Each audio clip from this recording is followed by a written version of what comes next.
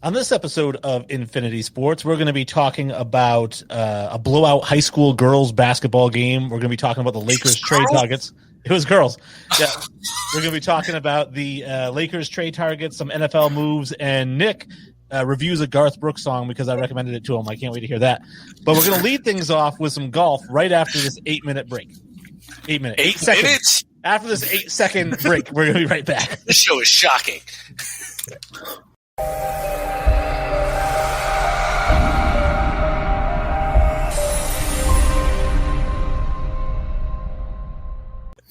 Welcome to Infinity Sports. I'm Wayne G. I'm joined, as always, by Sully. What's going on? It's the Sullinator. I love the shades. yeah, for real. I was hoping you came out with the eye patch, but I'll accept the shade. I was thinking the eye patch is for work because I can't use the shades. So I was like, you know what? I can either go pirate or I can go like Terminator. And I was like, you know what? Let's keep it fun today. And you can't go wrong either way. So. Exactly. Either way, it's a win. So yeah. I have a sty in my eye, folks. For those of you that care, because I'm sure you don't. But and of course, we're joined by Nick P, aka Nick Kellerman, aka Nick Bayless. I like Nick Bayless. I'm not gonna lie. It's such an insult though, because like I feel like my takes are way hotter than their takes. I mean, they run on the same like crazy spectrum though, so I'm cool with it. You know what I mean? all right. So you're just lumping me in with those guys. Yeah. At least it's not Stephen A. Smith, you know. Nobody's that bad. So the topic that we wanted to start off with, I had actually seen that the PGA Tour, the golfers on tour, all wore red on Sunday for Tiger. And I thought, wow, that's a great story, and it made me feel good. But I'm going to skip that one for right now because I want to get into the fact that Nick said golf is not a sport and Tiger Woods is not an athlete. So, Nick, you at the floor. Yeah, well, I was surprised. I was surprised that you brought this up because when you said, we should talk about the PGA Tour wearing red for Tiger, and I said, well, I thought it was a sports show.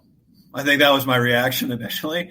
So look, I've never looked at golf as a sport, right? Like I think it's a skill. I mean, I play golf. I enjoy it. You play it, right? Okay. Yeah. I play it. I enjoy it. But I don't look at it as something like, I don't know. I feel like if a guy like John Daly can get out there and be a professional golfer, like I have a hard time correlating that to an athletic sort of endeavor, if that makes sense. I mean, not every NFL, like there's a bunch of kickers who we wouldn't call athletic. Does that mean football's not a sport? No, because I don't think that you could. I see. That's where I disagree, right? Because I do think kickers have a sense of skill. Kind of. I mean, but they are athletes. Like a lot of kickers come from like backgrounds of like. I mean, you look at them and they have like soccer backgrounds, or they have like backgrounds playing like being like athletes in other areas. Or who's the guy for the New York Giants, right? He's in all fitness magazines. You know, the punter. I know there are athletic punters, but that's when there are athletic golfers. Is also my point. Like you're not going to say Jimbo's not an athlete. Something like that. Well, right. And I'm going to so here's the thing. Like, I think you can be an athlete. Like, Michael Jordan was an athlete who played golf, but I don't think golf is like – I don't look at golf as like a pinnacle for athleticism or like a sport that requires athleticism. No, but I don't think athleticism is the only thing that defines something as a sport. And you just called it a sport. Well, I didn't. I call it for the sake of the show. I don't believe it's a sport. I think golf's a hobby. You know, like collecting cards, for example. Anybody could do it. Well, I decided to look up what Merriam-Webster says a sport is. And it says, this is coming. 100% in the dictionary definition of sports. A contest or game in which people do certain physical activities according to a specific set of rules and compete against each other. So, by the definition, it is a sport. Can you repeat that? Did it say physical?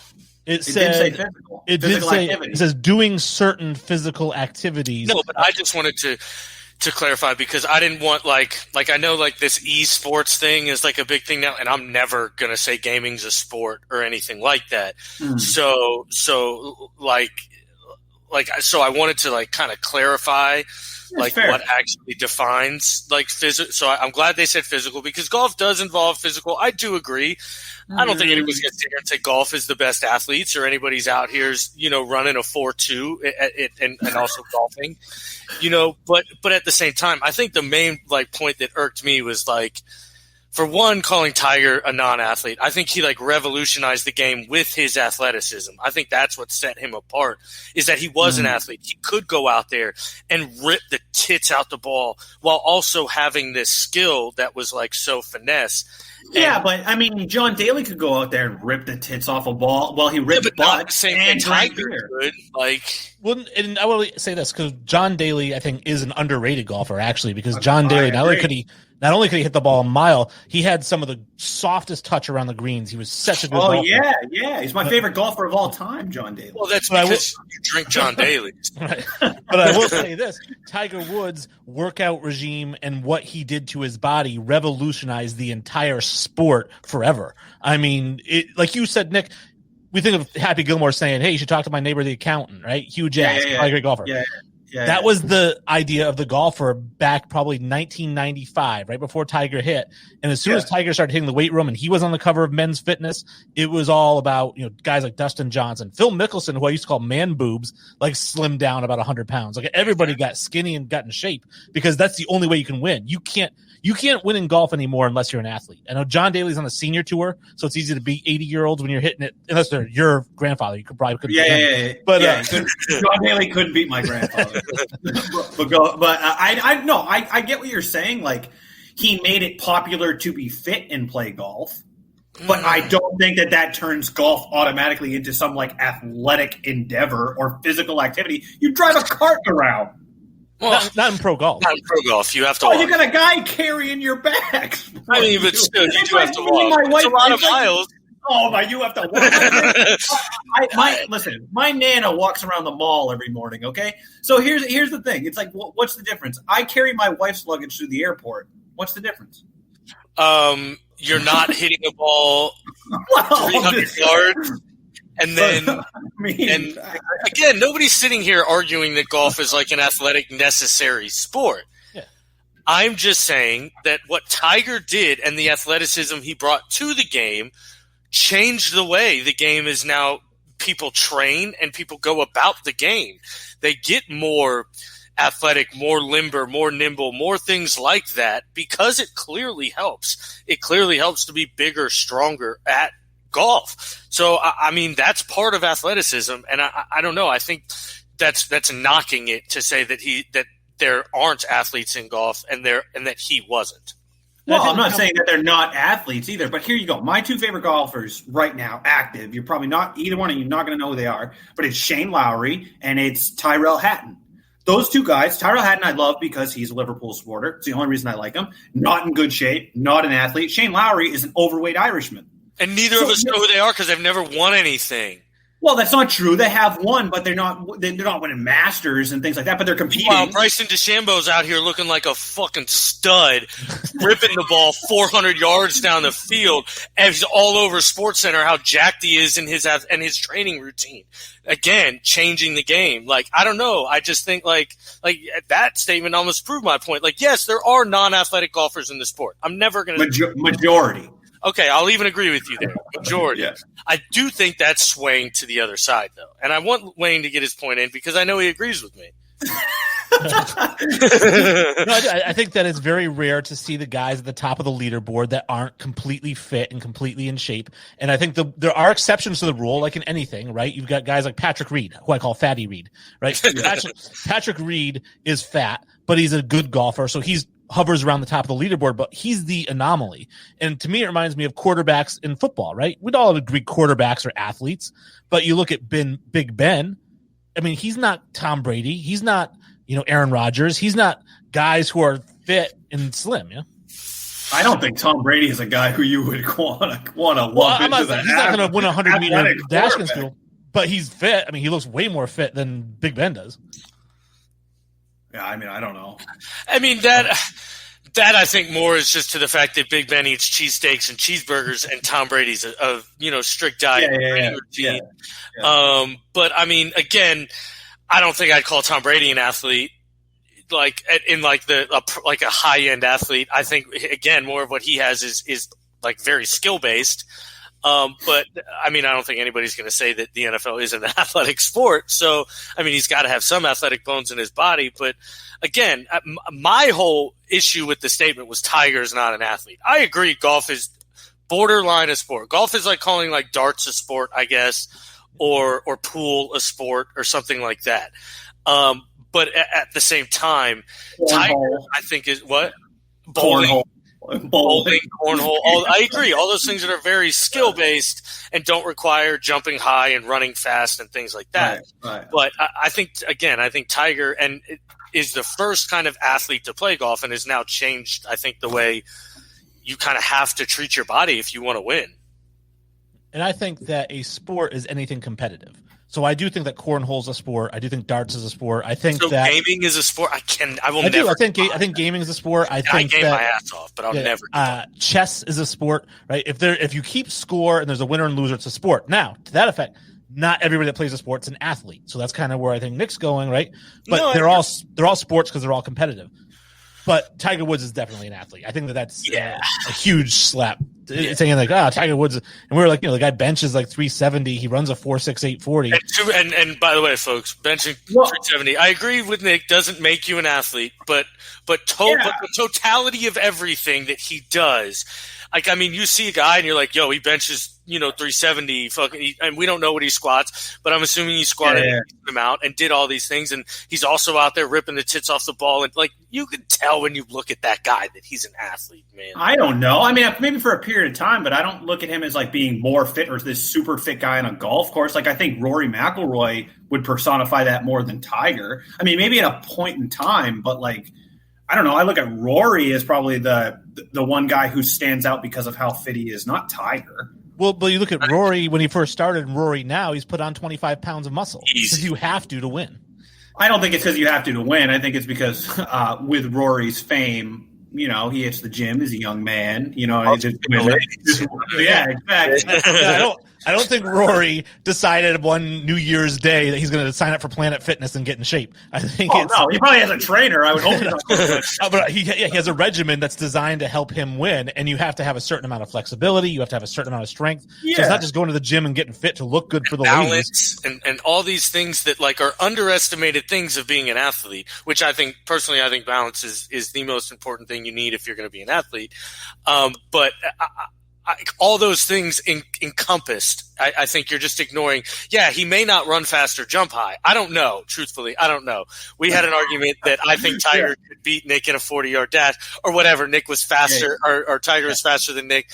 I'll still stand behind that comment. He may not be. I don't know. I mean, are you 5'5", like 160? I say 5'5". First of all, I put the average soccer player size is what I wrote. I'm like 5'8", 160. But okay, you may be faster, but I don't know. Again, I'll never say Tiger's not an athlete. So, well, it's like this: if Bo Jackson, I think, is the greatest athlete of all time, and if Bo Jackson if he chose not to play baseball and football but chose to play golf, but had all the same physical attributes, would you look at him and be like, that guy's not an athlete? No, of course, he's one of the greatest athletes of all time. I wouldn't look at him as not being an athlete. I look at him as an idiot. Why would you have all those? But what if you didn't know he could like play football and baseball though? That's the thing, because we don't know about Tiger. With Bo, we know he's an elite athlete. He does all these things. I think like that's the X factor. Like Nick, that he does kind of hold above us is we just don't know. Like if Tiger, like if we've also never seen him out there shooting jumpers or anything like that. Like, so I mean, Tiger could go on a basketball court and get schooled by Obama. And to your point about the gym and like regimens and stuff like that, like, I was part of an exclusive gym for years when I lived back in New Hampshire, and it was a very expensive fitness center. And I saw, 60, 70-year-old men all the time that were going in there that had design programs for their golf game. So it's like, those guys weren't athletes. Those aren't the same as a 25-year-old's program, though. You know that, Nick. They're not the same as the professionals either. I mean, well, I don't know. I don't know that they were professionals. It was a very exclusive club. I don't know. So from one ridiculousness to a different sport. A different sport, we have basketball, and this story came out that Arroyo Valley High School girls basketball team, their head coach, Michael Anderson, was suspended for 2 games after his team beat Bloomington High School 161-2. And, I don't understand this. I understand why he got suspended. If you follow us on social media, please do, because we post this kind of stuff all the time, and this turned into a huge debate when we posted about this. Well, it turned into a huge debate for you. Yeah, because I 100% agree with the suspension. I think that he's not being suspended. He's not being suspended for the score. Right, he's not being suspended for the score. He's being suspended for how he coached that game, which is a full court press for the first half until it was 104-1, and then putting his bench in the second half. When I think that the responsible thing to do, because remember, this is high school sports. High school sports don't matter to anybody. Do you understand? High school sports are an extracurricular activity like the math team. I disagree. Well, you can all you want. But anyways, the point is, as a high school basketball coach, you are a teacher of young people. You are teaching them life lessons. You're building their character. What are you teaching kids by putting the pedal to the metal and running up the score on a team that you're way better than? I have no problem with them doing a full court press to start the game if that's how they start every game and you don't want them to kind of get rusty. But once you've got a 40-point lead, a 60-point lead, take your foot off the pedal, man. Why? And here's the other thing. Football, our high school sports matter to everyone. They're on national television now, for gosh sakes. They also are the stepping stone for kids to start their careers. They're not just extracurricular activities. Some of these kids, this is their life. So I think that's a joke statement. Also, that's his job. His job is to win basketball games. And regardless of what you think or not, to teach young men, they get paid to win. And if they don't win games, they're usually replaced as a coach. So I don't know. Also, most high school sports have a score limit after a half. I know soccer does, especially down here in Florida. If you're up by 8 goals after the second half or after the first half, the game ends. So the whole first half, we will blast you. We've won games 13-0 before because that's just the rule. I mean, we can score as many goals as we can in the first half. There's nothing they can do about it. I don't know. I know this isn't the case here, but that happens with a lot of high school sports. This is a joke. The guy's doing his job. I don't agree with the suspension at all. If anything, I think it's just bringing light to a terrible situation where we're more worried about other people's feelings than we are about the actual context, which is just win the game. Plus, it's women's sports, so really, who gives a shite? Well, it's Women's History Month, so this is good that we're bringing it up. Nothing. I won't even get into that. So it's good that we're bringing that up. But my thing on it is because Wayne, I didn't read through all the dialogue that you had in these back and forths on this post in particular. Well, one of the things that did stand out was, you were kind of pointing towards what was the reasoning to run the full court press? But if that's the system, if that's the style of the coach in this situation to run that full court press for the majority of a game, then at that point it becomes a conditioning exercise for the team. Would it not? Look, it might not be applicable in this game in this instance, but we're still going to play like this because it might be applicable down the road. Do you see what I'm saying? So it's still conditioning the team to an extent, I guess. And that's why I was saying that if you want to run the full court press to start the game, that's fine. The way I would have handled it, because obviously this team was way outmatched and they were going to win by a lot, regardless of how the strategy played out. And what conference do you have a high school team playing another team that can score 100 and can only score? Yeah, that doesn't make sense. There's definitely a scheduling issue. A private school kind of issue thing where it's just a big, obviously expensive private school and then a tiny, probably Christian private school. I don't think. Well, there's definitely a scheduling issue at hand because this team that won, they've won 3 games this season by 70 or more. So their team is blowing out teams in this conference. They should probably be in another conference. And I'll definitely put some of the responsibility on the schedule maker. But I'm looking at it again. High school sports to me is an extracurricular activity. If kids want to make it their career, go to a prep school. Don't play in a public school. And a public school. This is a public school. These are 2 public schools, and so this is a school where you're going after school. You're like, hey, I need something to do after school. I'm gonna go play basketball. I'm gonna do whatever. That's not what these kids are thinking, though. Like, what do you mean? Is that what you were thinking when you were playing a sport? That's not what 90% of these kids are thinking. I wasn't thinking about going to college. Why? That's the only thing these kids are thinking about in this day and age is I have to be good enough to get somewhere to college. And a lot of kids, D3 schools, D2 schools will take it, especially a female at this point. Kids aside, I don't think, Wayne, to your point, I don't think it's necessarily about the kids. I don't think it's about the coach. At least in my public school district, we had an AD. We had an athletic director, and if we were blowing teams out in a sport, in a conference, we moved up a division until you move up to a division. And there were schools, smaller schools, that sucked at everything but had a good soccer team. So they were in the highest class for soccer. Why is the AD not? Why is the AD not culpable? I have to imagine, Sully, because you said you had the same thing in Florida. So why would the AD? Why would that not be the thing to do? If anything, I'd be questioning the AD. Why are our team's average wins by 70? Let's move up. Why is there no pressure? Now, also the teams that average win by 70, maybe they're kind of setting a statement with this, hey, look, stop winning by 70, stop doing that. Maybe that. Well, and I'm not even saying that. I'm not saying. What's the difference between winning 160-1 and winning 90-1? What's the difference? Truly, there's no difference to me at that point, especially if half the game's the bench. I'm saying as a basketball player, you score one in basketball with a free throw. Yeah. I know how to do it, but I'm just how is that even a thing? So I look at it this way from the standpoint of being a competitive basketball player and seeing mismatches. And here's the thing: I played basketball in high school, and we had players who were really, really good. 6'8" and could, dunk from outside the key, just really, really good players, right? If they're being guarded by a guy, whether it's pickup or in a game, right? If they're being guarded by a guy that's 5'8", all right, they're not going to dunk it on the guy every single time they get the ball because they're this just, especially once it's 40-0, they're going to be kicking it out to their teammates. Hey, man, knock down a three or something, man. I'm not going to keep dunking on this kid. Wayne, you don't know what they were doing. Maybe they were keeping it out, draining threes. This is women's basketball. Nobody was dunking. So First of all, you use the 5'8" reference, so I feel personally attacked. I'll say that if one of your guys from your team were continuously trying to dunk on me, you better believe that I'm fouling them at some point to set up, because at some point your pride. But that's the wrong thing to teach kids. Hey, hurt this guy, man. You're not teaching them to hurt him. You're not even trying to hurt him. Right. Well, if it's a regular foul, but the way it sounded was kind of I'm going to teach him about. Yeah, but even a hard foul, you're not actually trying to injure somebody or hurt. Yeah. You're just trying to say, "Yo, pump the brakes, homie." Which again, a lot of it falls onto the other team. I'm going to blame a lot of this on the other team. You don't want to get beat. Don't get beat. And I get it. You're not always going to be as good as the other person. I've been beat by a lot. You know what I mean? I've been crushed, and it sucks. It's the worst feeling ever.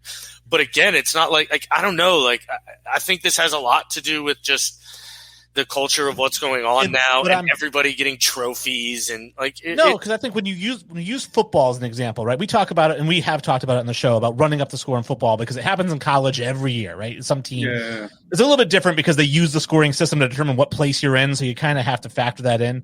But I'm saying it's a lot different too when you have Alabama versus another college than when you have two high school teams. If you're playing against a high school team that shouldn't be in that division because of the AD, to use Nick's point, they shouldn't be in that division, and their quarterback is 6'6" and has a cannon for an arm, and their three wide receivers are 6'4" and can have 40-inch verticals, and you're playing against a regular old high school team, what are you proving in the fourth quarter throwing for 700 yards?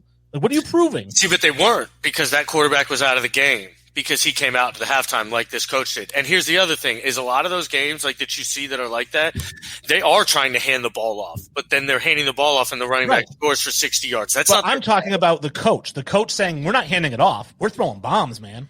Oh, well, at that point, yeah, I guess, but we don't know if they're throwing bombs. Again, if it was 104-1 in the first half, but they could be just literally just maybe this. We have never seen any highlight full court press for the whole first half. But again, that's their style, and that's how they play basketball. You're not just going to stop playing basketball how you tell your team to play basketball. All right, can we move off of high school women's basketball and move into something else? This has been it's good. I guess it's good, but the AD is responsible. The AD is responsible. The coach is taking away too much. The AD is responsible. We'd all agree on that. Yeah. And I applaud the AD for suspending the coach because he should have coached it a lot differently. Well, he should have suspended himself. He's probably he should have more than anybody, like Nick said. sticking with basketball, and Nick may say continuing with women's basketball, let's talk about the Lakers. The Los Angeles Lakers, as we're getting closer to the trade deadline, there's some names coming up about who they could trade for, and it's the usual suspects, right? We got Drummond because he's going to every team now, and we've got, Hassan Whiteside could be going to any team. The one that surprised me, I don't know if Nick is the one that brought it up, is DeMar DeRozan, possibly. Yep. And I thought, wow, why would the Spurs move on from him? And I don't know. I want to get Nick's take because I know Nick doesn't like the idea of LeBron loading up with like 4 or 5 more, star players, right? Yeah, well, no, it's not that I don't like it. It's just it's inevitable, right? It's like, water's wet. LeBron's going to try to grab as many superstars as he can for one team. So this was actually like a tweet that came out. I was actually looking for some information related to a fantasy basketball player, Keldon Johnson, and DeMar DeRozan came up because the Spurs apparently have put both he and Aldridge on the block, probably doing a full rebuild. I mean, it makes sense. They have some decent pieces in San Antonio right now, and obviously best coach in basketball.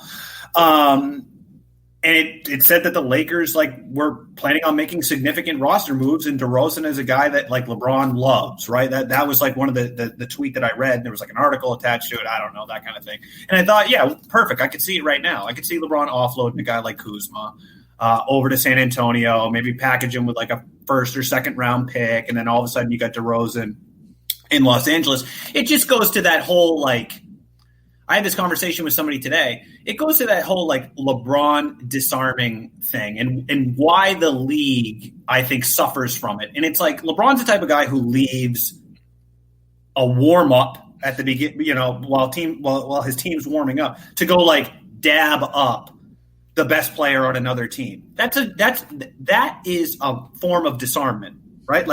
LeBron's afraid that somebody's going to bring their best to him, so he wants to disarm them right away by being the friendly bro. Yeah, man, when Jordan went out there, he would stare you down. He wanted to kill you. Kobe Bryant, when he went out there, wouldn't approach anybody before a game. Would approach nobody, and that's the biggest difference for me. Anyway, I'm going off on a tangent on LeBron, but shocker. I don't know. I just think the whole Drummond, and the thing, it's annoying to me because I can see it happening.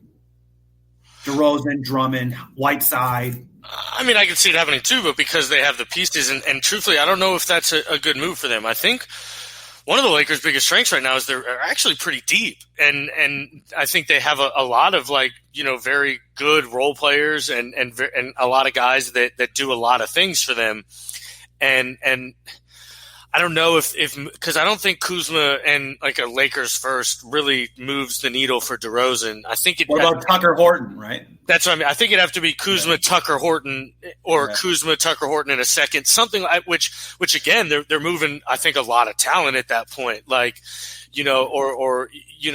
just don't know if that makes a ton of sense for the Lakers. But again, they're in win now mode when you have LeBron. Yeah, that's what I mean. So, they're in win now.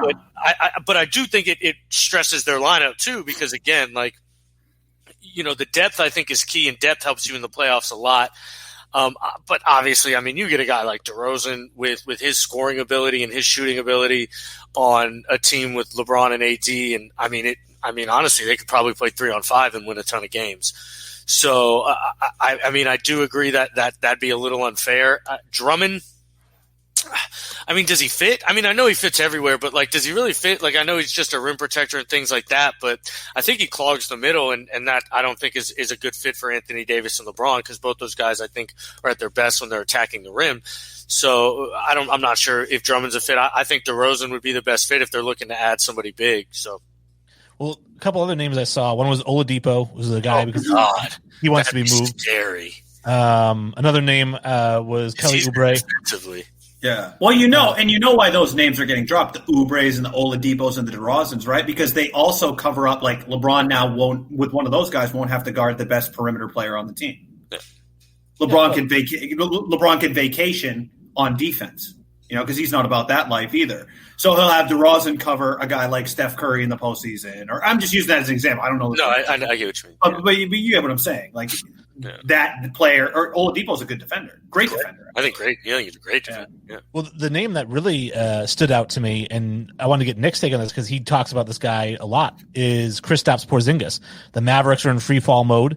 and he fits perfectly with LeBron as being a shooter, and he's 7 feet tall. I just think it sense. I get it. I think Porzingis will get moved at some point. I don't think it'll be in season, because if they move Porzingis in season, the message that sends to Luka is not good. And if I'm Dallas, I am in Luka appeasement mode to the fullest. Like, let's ride it out this year and figure out what we can do in the offseason to put some pieces around you. But getting rid of Porzingis right now hurts them. And Dallas is playing a lot better than they were at the beginning of the season. I don't know. I think Porzingis gets a big package if he gets traded, personally. So I think he can't stay healthy. He's not a bad player. He can't stay healthy. No, I know, but I still think a team has to give up a lot. Like, I know I saw a rumor of a Celtics trade where they give up Kemba, 2 firsts, Grant Williams, a lot. And Kemba's not a lot, but I know, but I think the whole package is a lot. I think they'd have to give up Kuzma, Horton Tucker, a first, probably 2 firsts, and that maybe gets it done, which isn't more than DeRozan, a lot more. But I don't know. I think personally, I do think Kristaps Porzingis fits, but because he's a shooter and he's 7 foot. But I think DeRozan or Oladipo or another wing guy is the best fit, because I think you've got Anthony Davis in your big, you've got LeBron in your point guard, essentially. So, get a wing guy who can defend and take the pressure off of LeBron. And then, honestly, I think it's an easy walk at that point. From established vets to incoming class, again, I hate to say this is kind of like a Nick show because I'm throwing this one to him, but Nick did say that potential number 1 overall pick, Jalen Green, in his mind, is the next Kobe Bryant. And I thought, wow. That's a huge statement, and I wanted to see what makes you feel that way. Yeah, so let me clarify a little bit here. Well, first of all, I want to add the caveat that I told you to watch the game the other night, or the other day during the afternoon if you had a chance. And right on cue, Green had an absolute stinker of a performance in that game. So it was great to see after I make that sort of statement. But I'm not saying that he's the next Kobe Bryant. I'm just saying I see a lot of Kobe Bryant in him. Actually, during the game, Richard Jefferson made the comparison on Jalen Green that he was very much reminded him of Tracy McGrady. And I thought that was probably a lot more fair. The thing I like about Jalen Green's game is, one, his attitude. When Richard Jefferson brought that up to him about him being like a Tracy McGrady or the mold of a Kobe Bryant, he said, I don't want to be those guys. He goes, I just want to be Jalen. He's like, they all say that, though. Well, they don't all say that. They say, you have some that are like, that's who I aspire to be. This is who I looked up to. They're a role model, that kind of thing. Like, he didn't have any of that. And one of the knocks on him is his handle. It was an early knock on Kobe Bryant early on in his career. If you remember, Kobe's draft report and stuff like that, he had the tendency to stay on one side dribbling the basketball, right? You knew Kobe was always going to go right. So to me, that I look at that as very similar. The other thing too is, one of the knocks on him was, Jalen doesn't finish well at the basket. A lot of times he'll opt out for a mid-range jumper, a fadeaway jumper. Who does that sound like? That's T-Mac or Kobe to the T, right? They weren't always taking it to the rack. They were in the post, hitting fadeaways, driving to the lane, pulling up. T-Mac was known for the pull-up, right? So I think – I don't know. I just watched the kid play, and I'm really excited about him. And there's a lot of guys to be excited about, I think, in this upcoming draft class. But he's one of those ones that he caught my attention. Somebody pointed me towards his YouTube videos, and I followed him now. Pretty much seen every game highlight that he's been a part of, and watched some live games, obviously. And there's something about the kid. It's tough to put my finger on it, but there's just something about watching him play. He's exciting to watch. He was the number 1 player in high school, and. So, that you're obviously not far off or wrong. He clearly has a ton of talent. And, we talked about him. God, it was when Jesse was still on because, I remember the three of us speaking about it when he decided to go to the G League and skip college. Yeah. We talked about that and the ripple effect it might have on the NCAA and things like that, especially if, he performs well and ends up being still a top 3 pick and things like that, which it looks like he will. And, we talked about it then. His talent and his scoring ability is off the charts. Obviously he's a deadly scorer and he has that what we've mentioned before, that step on your neck kind of killer mentality, which I agree. I can see, I guess, a little Kobe in there. I think the better choice of words would have been his playing style resembles these players, not he's the next one. Because I don't know if I see like true greatness in him yet. Now, obviously, he very well could be, but I still think he's very raw and has a lot of room to grow. But like from watching his game, like I'd rather have a Cade Cunningham personally in this draft, which it's no knock on Jamal Green. I think just Cunningham's just absolutely. I mean, I think he's a gem of a gem. But like, you know, so I don't. It'd be tough to now. Kobe got picked what? 13. So you know, that's not to say that Jamal couldn't turn into this, because he could very well easily do all these things. But yeah, I mean, he's got the playing style, he's got the mentality. You know, obviously, he just needs the work ethic and to put it all together, I think, which is the hardest part, in my opinion. For me, watching him play, and because there's we say, you know, oh, maybe we shouldn't be saying he's the next Kobe. I mean, I said Kobe was the next Jordan when he was 17. You know, so I understand that inclination to say it. But there was something about, because I love to watch guys and really try to pick it out what I like about their game and the way that they play and their style. And Kobe Bryant had a lot of similarities the way he played the game as Michael Jordan. And the biggest similarity to me was something that doesn't show up on the stat sheet. And it wasn't that killer instinct, because I think when you're 17, it's tough to see that. It was almost like an arrogance that he had on the court. Like he was better than everybody else he was on the floor with. Mm-hmm. And you believed it. Like you watched him play and you believed what he was exuding. Yep. Green doesn't have that to me. And that's why I think Tracy McGrady is a better comp, because Tracy always kind of played like he was very smooth, but he almost seemed he was kind of like dogging a little bit. And I'm not saying he was, but that just came across like he just wasn't playing 100%.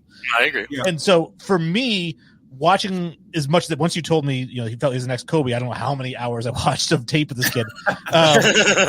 And I'll tell you who my comp is for smooth him, though. God, my comp for him, watching him, and I'm saying like 18 for 18, right? 18-year-olds for 18-year-olds is Andrew Wiggins. That's who he plays like to me. Andrew Wiggins attacked the rim. He was above the rim. He could shoot, but he was uber athletic, you know, behind the back dunks, between the leg dunks. And watching him play, you thought this guy is going to be a star at the next level, but he was just missing that swagger. He was missing that, like, oh, he's better than everybody on the floor. He was amazingly athletic, but he just didn't come across. And so when I watch Green, I see a lot of Andrew Wiggins in his game. Yeah, I mean, it's I guess he shoots better.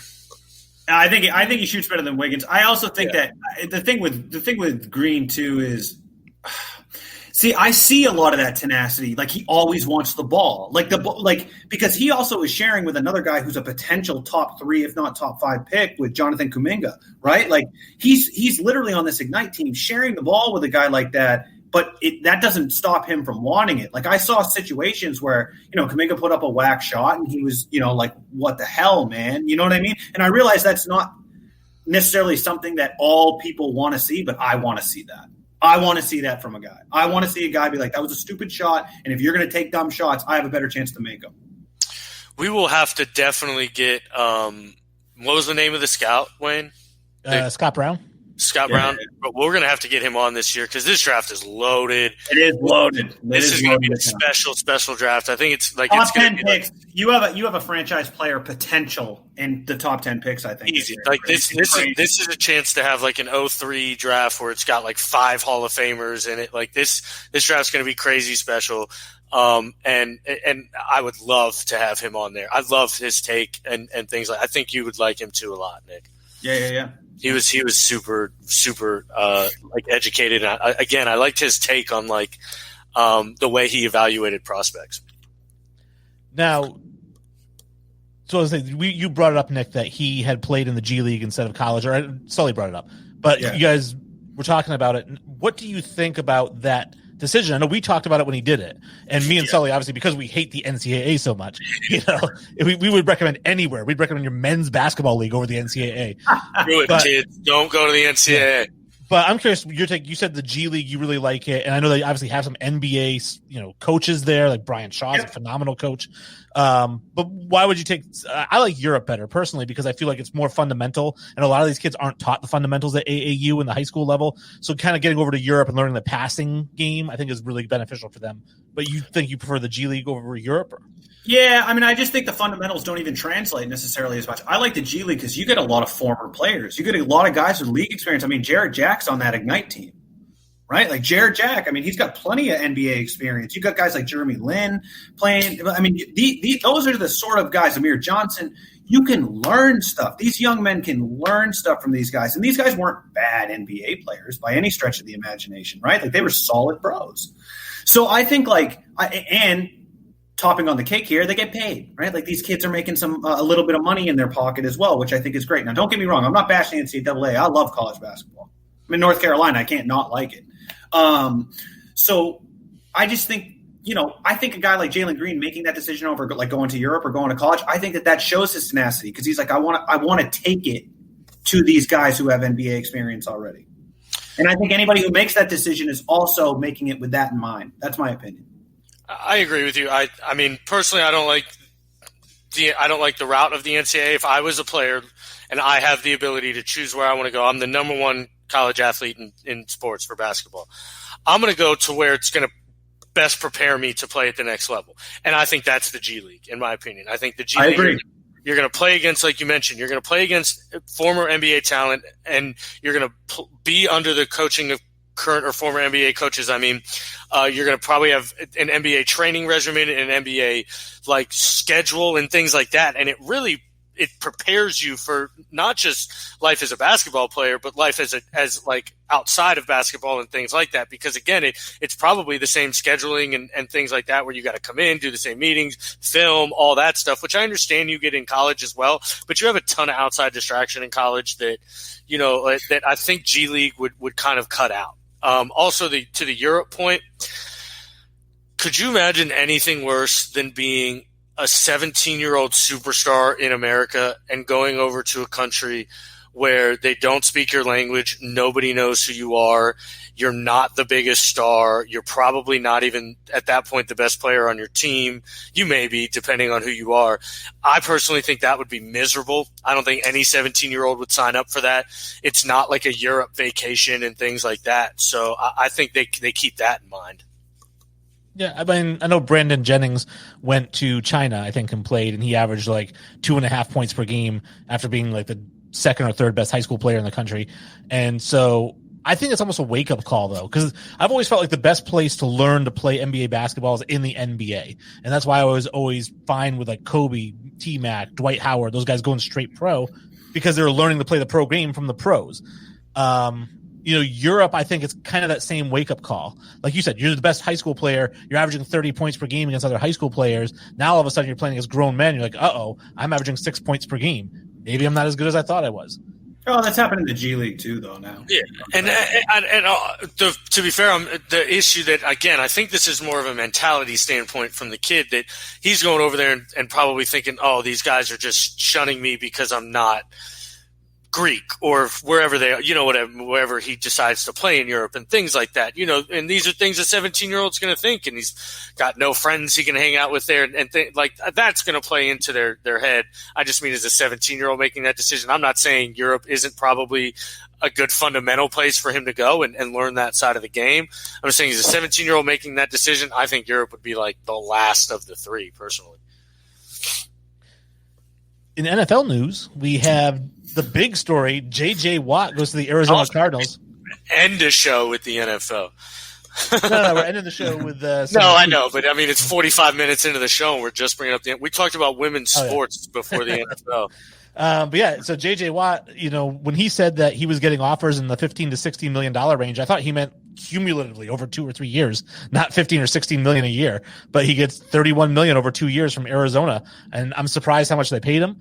But I'm also surprised that he picked Arizona when he probably could have gone to, a Tampa Bay or a Kansas City or Los Angeles, somewhere like that. Well, I mean, I'm not surprised he got paid $16 million. I mean, he was 8th in the league in pass rush win rate, and he was 6th in the league in run stop win rate, and he was one of only 2 players to be in the top 10 in both. The other one was Chase Young. He was also the number 1 double-teamed edge defender in the entire league. So, I mean, I think performed extremely well. Honestly, he only had 5.5 sacks, I think it was. So I get he didn't have a lot of sack numbers, but again, I think like people don't understand like really what it means to be a good edge defender and to be a good pass rusher. It's really not all about just getting sacks. Like I said, the win rate is extremely important, and that's really truly what defines, I think, a good pass rusher. Also, I don't know. I think this Cardinals team, me and you really were on this Cardinals team hard. We may have just been a year off. You know, I mean, with DeAndre Hopkins going there, Isaiah Simmons developing as a better player. He looked pretty rough at the early start of the season, but looks better later on. They got money to spend in free agency. Chandler Jones and JJ Watt, I don't care. That's scary, dude. I mean, that's legitimate scary as a pass rush tandem. I think they're building something there. I mean, obviously, I still think they're a little ways away. They got to protect Kyler Murray somehow, and they need to get better on the secondary. Their secondary is, I mean, that's atrocious. But I mean, they're building at this point. And JJ Watt came out and said in an interview that he contacted Kyler Murray personally and said, "Hey, look, I'm coming here because of you. You're the reason I signed with the Arizona Cardinals. I believe in you." He literally word for word, that's what he said in an interview. So, I mean, I think that's really what it came down to. I think he just believes in Kyler Murray and think Kyler Murray has it to be a winner, I guess. I mean, I don't understand J.J. Watt's decision at all. He basically went to the Texans of the NFC. I like that take. It wasn't mine, but he definitely went to the Texans of the NFC. I don't disagree with that. I think they have a better coach, but it's basically the same offense, same offense and same defense. Chandler Jones is not. Nobody like Chandler Jones is on the Texans. But I digress. Go on. So, my whole thing is I have no idea. I think at best they're the third best team in the division, at best. And that depends on San Francisco's quarterback situation. People forget San Francisco was decimated by injuries more than any team in football this year. And they're a good squad, and they'll be back. So that defense is really good when healthy. I don't understand. The rumor was he was really close with Buffalo. That made a lot more sense to me. Him going to a place like Buffalo. I mean, you say you believe in Kyler Murray. It's like Kyler Murray, Josh Allen, take your pick. Very, very similar to me. I don't know. I don't understand the move at all. He says he wants to win. You're not doing that in Arizona. I don't know.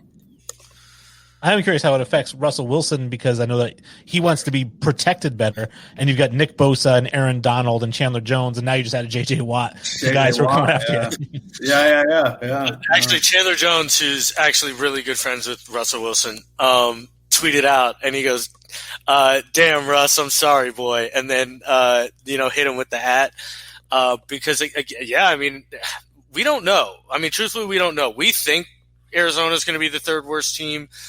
If Seattle goes in rebuild mode and trades away everything and gets, multiple firsts for Russ and doesn't get a quarterback and decides to go with a quarterback in the first round, they're not going to be better than Arizona, in my opinion. And then obviously San Francisco, again, a lot depends on their quarterback. I think outside of St. Louis or Los Angeles, which arguably I think is now the best team in that division. I think they're the best team. I think they are the best team in that division. Oh, I think they're the best team in the NFC. Okay, I think Los Angeles is the best team in the NFC. I mean, the Bucs just won the Super Bowl, so let's pump the brakes there, champ. But outside of that, nobody's really, and because of the questions in Seattle, nobody's really set at quarterback like Arizona is in that division. So I guess he's got a shot there. Los Angeles is. No, I know. That's why I said outside of Los Angeles, who's the best team in the division, nobody's really set because of the rumors of Russell Wilson. And, I love Kyler Murray. I know Wayne's a big fan of Kyler Murray. Quarterbacks traditionally and historically if they're going to excel and go on that track, the third year is that year that they make the jump. There's a ton of history behind that. So maybe he's going with that. Again, I don't think it was the ideal spot, but I also like the move because he didn't just team hop to somebody like Tampa or somebody like that. Now, I know that's his goal is to win, but I also think TJ Watt likes, I don't know, to build. And, he stuffed it out for all those years in Houston. Maybe he's just coming somewhere to make his dynasty or his name known in Arizona.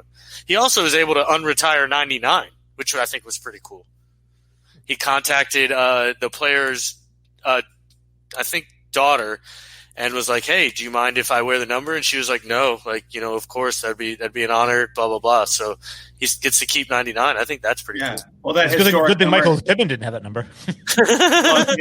And that historic number 99 for Arizona, we all remember that guy. Yeah, we don't at all. But that's. I couldn't tell you who number 50? I could, but who was number 54 for Dallas? For Dallas? When this year? Oh, it's retired. Who was number 54 that's retired? Oh, no, it's not. Damn, what number was it? Yeah, all right. Well, I don't know. Randy White. Isn't his number retired? Like, what number is Randy White? Like, you know what I mean? Like, that doesn't mean he's not great. Like, no, I know. I'm not. Yeah. Like, Pat Tillman's retired. What number is he? He was 42, right? Yep. Yeah, I think. Yeah, I think 40. he's 40. About 40. 40. Might have been 38. Yeah, it is 40. 138. It's not 100% of a sports topic, but it has to do with me and Nick. And we got into a debate on our off the show thing about Garth Brooks, where Nick had said he was trash. And then even when I was talking with him later, and he was like, he's a guy who doesn't even have a song that anybody knows. And I'm like, Friends in Low Places? Like, nobody. It doesn't even matter if you like country music. You get drunk at a bar, you're going to sing that song. It's like. I mean, I didn't know Breaky Heart too. No, shut up. I know. I love that thing, though. Although I do like Billy Ray Cyrus, but that's a whole other thing. Of course you do. But you like I told Nick that he had to listen to a song from the Fresh Horses album. It's the last track on the album called Ireland, because my friend Steve, shout out Steve, what's up? Steve, hey, yo, Steve. Yeah, he hates country music. I mean, hates it. And one day we're just up in my room in high school, like listening to that soundtrack or the album, and Ireland's the last track. And he starts listening. He goes, "Is this still the same album?" And I was like, "Yeah, it's Garth Brooks." And he's like, "Oh, this is actually pretty good." And then I tried to get him to listen to other stuff, and he's like, "No, F you." So, but I wanted to get Nick's take on the song Ireland, because it is not a traditional country song. Yeah, I didn't. So I did listen to it. So the thing is, Wayne, like, I get it. I get the sentiment in the song is there. So for me, I'm a big Irish folk music. Actually, I can't even say that. My favorite Irish band is no longer together. Actually, they're called the Wolf Tones, and they're more Irish rebel folk, if you will. That's neither here nor there. But I like Irish music with a story, usually a story tied to history. I just grew up with it. Like, my mom listened to that stuff. My dad listens to that stuff, so I grew up listening to a lot of that stuff. And so anytime I hear a song about Ireland, I'm expecting that. And for me, like, the song was good, but it was super vague. It was hard for me to have, like, that sense of, like, I don't know, like, it didn't sound like Garth Brooks, to your friend's point. It did not seem like a Garth Brooks song, but it also didn't seem like I don't know, like a culturally Irish song either. It just happened to have that Irish. No, I don't even know. That's what I'm saying.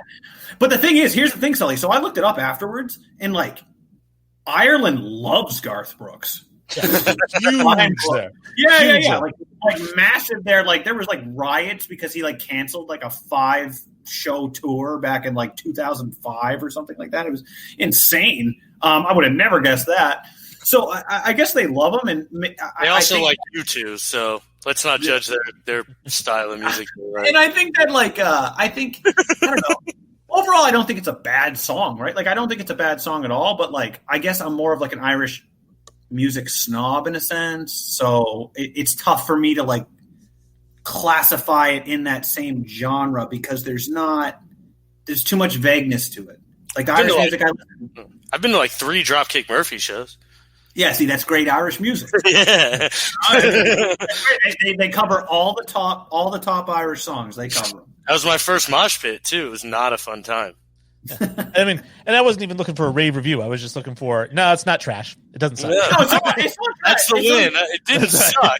No, it didn't suck. It wasn't bad. I agree. I mean, if that's like the review I got for the show, I'd be pretty psyched. So it doesn't suck. Like, it doesn't suck. I'd be like, fuck yeah, dude. Yeah, well, I don't think Garth Brooks sucks. I was just overall surprised that he was your, like, the person that you said you would, like, literally fangirl over if you met him in real life. So, I mean, I was just more shocked about that than anything. I think I'd fangirl over a lot of people, though, to be fair. Well, and that's how we started off. As I was saying, like, he's the only person I would ever be starstruck. Like, Tom Cruise wouldn't starstruck me, and I love Tom Cruise, but I'd be like, yeah, cool, Tom Cruise. I'd love to talk to him. I'd love to ask him about acting, but I wouldn't be blown away. Whereas if I met Garth Brooks, I'd be speechless. I wouldn't know what to say. You're a liar. The excitement that would be inside of you, you'd literally your stomach wouldn't even be able to contain it. You'd be sitting there half the time, and you'd be like, oh my God, I'm talking to Tom Cruise. Yeah. Like, I know, like, you would, like, even if you were having a normal conversation with Wayne's blushing. I know. You're making him blush.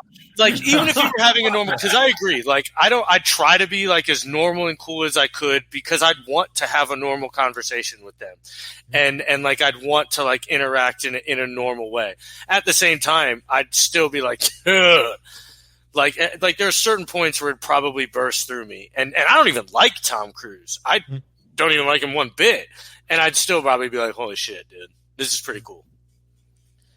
Well, speaking of, you said if our fans said that we don't suck, that would be good enough for you. Well, there are some fans who think that Nick sucks, and Shocker. And you had a great idea before we started, which was eventually we have to have him read these things because read these bad tweets because they're so great. But I picked out a couple. If you're on YouTube, definitely comment on the YouTube videos because we're going to bring them up if they're really good, and some of these are pretty good.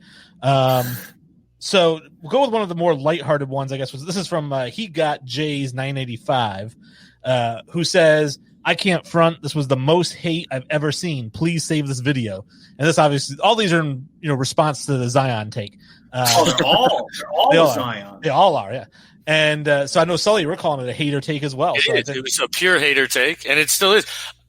Anybody see a couple games ago when Ja Morant scored 6 points? Damn, when was the last time? And they won by 49. I mean, who cares? Did he do anything to help? Clearly, he didn't. They scored 6. When was the last time Zion Williamson went 1 for 9 and scored 6 points? Please tell me. Show me on a stat sheet when they went 1 for 9. When did Zion drop 44? What? When did Zion drop 44? Nevuary, I think. Nevuary was. He also has never dropped 6 and went 1 for 9 shooting. Well, that's because he wouldn't know what winning by 50 is like. You know what I mean? He barely knows what winning is like. That's just, again, the argument that Memphis isn't a bad team is a terrible one if they're winning games when Ja Morant can score 6. Well, so speaking to that, like Houston. Let's see.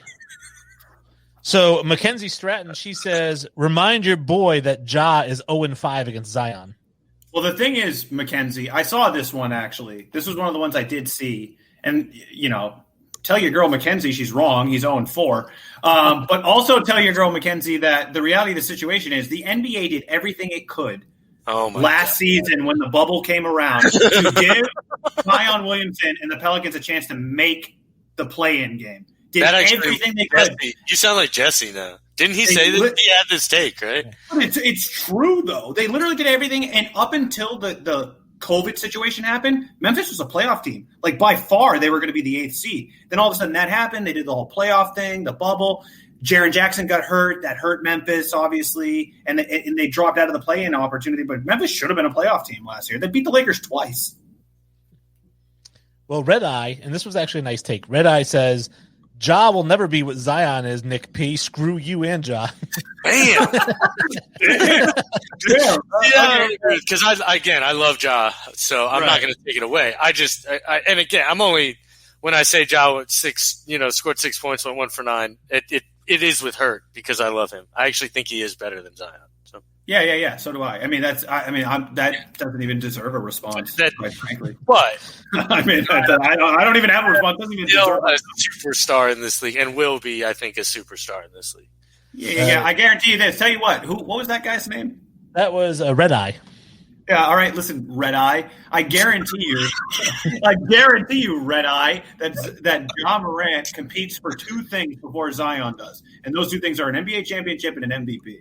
Ooh, I think Zion has the potential to win an MVP. You heard it. You heard it. The hype train. Nah. Red Eye. I don't know. I think you're wrong there because of the hype train Zion has. So James Smith Jr. had some of the most in-depth comments. He had 2 comments. The first one said, just because Ja plays point guard does not mean he's better. Neither Ja nor Zion is a threat behind the arc. Both play poor defense. But every game, teams sell out. Does this James guy watch basketball? He's literally the best defensive point guard in the NBA. So James, I don't know if I go that far, but he is very, very, very good. He is. Who would you take over him? Just off the top of your head. On defense, Chris Paul? Yeah. I don't know. Chris Paul, come on. Sully, give me a Rondo, maybe? I don't know. All right, so here's my point. You have to think about it. Though, right? I know. It is arguably. I will say he's very, very, very, very. He's so long. Ben Simmons, bam. Don't even have to think about it. Ben Simmons is the best defensive point guard in the NBA. I think you could argue that. I would still take Ja over Ben Simmons. My as a player, maybe not. I don't think defensively. I think defensively that's pushing it. And Wayne, the 3-point comment, we're really going to compare Ja Morant's poor start to shooting the three this season to Zion's inability to hit anything outside 12 feet. I mean, come on. They're saying they both, because I agree. I think that's Ja's biggest knock in his game. When he starts hitting 3-pointers at a 40% clip or even 38, he's going to be unstoppable. When you know it'll happen. Yeah, of course. I think it'll happen. I think he has the ability to do that. Zion will never, but right. Zion will also never defend. So, and James Smith also said, because you had commented that Zion is almost like a player out of time, like he belongs, 20 years ago, not now. And he said, not 20 years ago. Well, 30 years ago, he's a power forward. He's a classic power forward, like a Karl Malone type power forward. Yeah, he's like Charles Barkley out of shape. But go ahead. But so he says. Hater, take me, James. He says Zion is dominating because of how far the NBA has gone the other way. Name one game you saw Zion kept in check. Zion is the better player. Who the hell is this guy making crap on Zion? Clown. Big ass clown. That's good. I'm glad, James. I'm glad that I could get under your skin and get all of your terrible takes that led up to that one.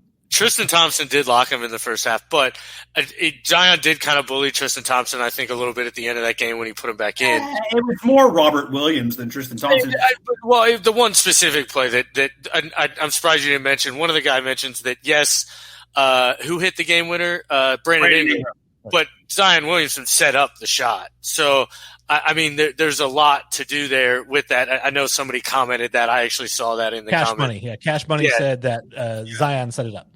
So, I watched that entire game, and I literally watched Brendan Ingram hit 3 after 3, hit shot after shot, hit ball, take the ball to the rack that entire time down the stretch in that game. So you saw Zion scored 36 for 17-18 shooting that? No, he did. No, Zion, honestly, Zion's biggest contribution was he got hot the second Brad Stevens, for whatever reason, took Tristan Thompson off of him in that game and put, Williams on him. And Zion just started taking away, and then that's when Ingram took over the game. Ingram took over the game at the end of the game, and that's what stopped, because Boston went on a smaller run after that, after they cut the lead down from 17 to 6. Boston went on another run that put them up by 9, and then Brandon Ingram just took over from that point. So Zion got his fill, and he's going to put up his numbers, but, he's not the go-to guy on that team. That I might not argue with, actually. I just popped the collar too, James. Well, again, are you going to a power forward in crunch time? I don't know if that's never. Well, I don't know if that's the guy that you're choosing to take your last shot. So yeah, I agree. But I don't know. I love them both. So. And my thing is, and can I just clarify really quick, Wayne? I know we've been at this for a while, but let me just clarify. It's not so much that I hate Zion as much as I hate the ignorance around the hype. Right? Because you get a bunch of people who are just looking at the box scores, who are just looking at his dunk highlight videos and be like, whoa, this guy's a real deal, blah, blah, blah. I've watched Zion play a lot more than most people because, Wayne, I talked to you about this already. I'm a big Brandon Ingram fan. I love Brandon. I call him KD Light. I love Brandon Ingram, so I like watching him play. I've seen every Ja game for the most part as a pro, and also LaMelo is my dude. So even though he's a ball. But I'm just saying. He's not a shitty ball, though. No, he's not.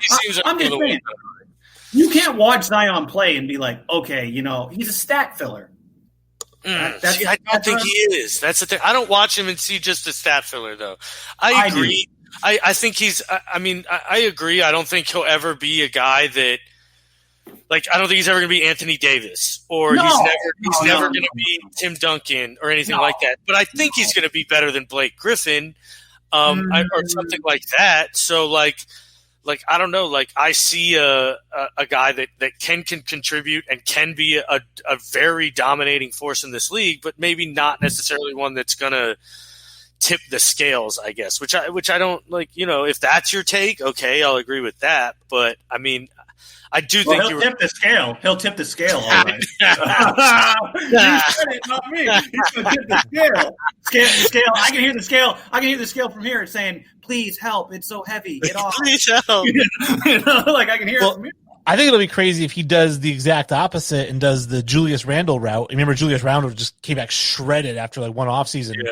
Was he just hit that's not going to happen. That's not going to happen for Zion. Julius Randle's having. I mean, I can't believe we haven't talked about him on the show. I mean, he's without even the season being a quarter of the way over. He's comeback player of the year, and I don't even think he went anywhere. You know what I mean? He's like 6'10", 6'11", and he was never like, I don't know, 30 pounds overweight. Yes, he was. I'm a Lakers fan. He was 30 pounds overweight. He was. He was heavy as Zion. No, I mean he was because he was. I don't think he ever was 285. I don't think he was ever 285. I do. But I mean, I'm a big Julius Randle fan too, though. So I mean, I think he's a double machine. Yeah, I mean, he has been throughout his career. Now he's just turned into an actual, I think, force, and it's fun to watch, honestly. Well, bring me all your smoke. Bring me all the smoke in the comment section. I'll eat it up. I'm like Pac-Man. Gobble that. Bring me all the smoke that you want in the comment section. I love it. So that is the show, and definitely do comment, like, subscribe, click at the bottom here. Visit us on social media. You can find us on Facebook at Infinity Sports Podcast. You can find us on Instagram at Infinity Sports Podcast, and you can find us on Twitter at SportsInfinity5. I definitely recommend at the very least following us on Facebook because, like I said, we put out memes all the time, and it turns into giant debates across a bunch of different platforms. If you prefer to listen to the show, you can find us on iTunes, Spotify, Stitcher, and Amazon Music. And I know some people do prefer to listen for an hour rather than watch for an hour. So if this is the only segment that you're watching, you can listen to the whole show so you don't have to sit and watch the whole thing. But if you want to, that's also cool too. Like that. Just say we don't suck. Except for Nick. He sucks. Yeah, I'm the worst, I guess. But yeah, that's pretty much it. Kenny, where are we at with the show?